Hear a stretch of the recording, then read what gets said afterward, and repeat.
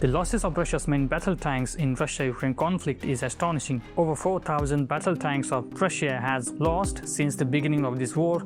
This raises some big question: does the Russian tanks no longer be relevant in modern armored warfare? And what design flaws in Russian tank that exploited by the Ukraine? In 1960, the Soviet Russia introduced T-64 battle tanks with 155mm main gun. These were the first tank which used autoloader mechanism. As we know, the primary purpose of the autoloader is to automatically load ammunition inside tank's main gun. The autoloader significantly lowers the profiles of main battle tank primarily by eliminating the human loader and changing the geometry of ammunition storage. This removes the requirement for a large turret to operate the extra crew member. Now, this autoloader became a serious problem in Russia's main battle tank design. A typical carousel autoloader can carry 45 rounds, where 22 rounds are considered as ready-to-fire rounds in mechanical carousel at any given time. To propel single rounds, it used roughly 5 kilograms of high-energy peroxidine-based nitrocellulose powder. The standard Russian main battle tank like T-62, T-80 and T-90 firing 125mm round, the propellant charge generates approximately 15 megajoules of energy upon ignition, which is 25 times more energy than explosive payload typical standard hand grenade. And here is thing get out of the control.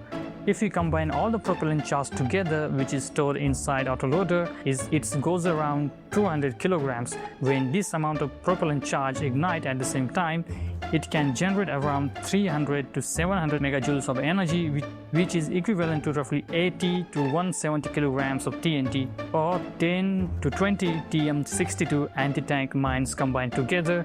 This is what we call the catastrophic explosion. But this is not just single reason. The FPV drone has become biggest dominant tank killer in Russia-Ukraine conflict, which is responsible for over 65% of Russia's armor losses. At the beginning of this war, Javelin and NLAW anti-tank guided missiles hunted Russian tanks from top of the turret due to less armor protection. But since the anti-tank missiles rapidly replaced by FPV drone and use of shape-charge warhead in drone can able to penetrate turret of Russian battle tanks, causing ignition and catastrophic explosion of tanks' ammunition inside. Cost also plays significant role. A typical Javelin missiles cost around $178,000 to destroy $5 million Russia's main battle tank. But compared to FPV drone, it cost around $1,500. This creates a massive financial asymmetry as these low-cost and mass-produced drones frequently destroy Russian battle tanks valued at $5 million. The explosive reactive armor works well, but Russia's point of view is its improper utilization on battle tanks, and most important, older version leads to the make tank more likes to expose external threat. The explosion reactive armor was only exclusively placed on the front hull, side skirts, and turret cheeks. The area threatened by ground fire, but turrets still remain uncovered and became easy to target. To counter explosive reactive armor, Ukraine used tandem or double warhead weapons. As its nature, it has designed to deliver two shaped charges in sequence.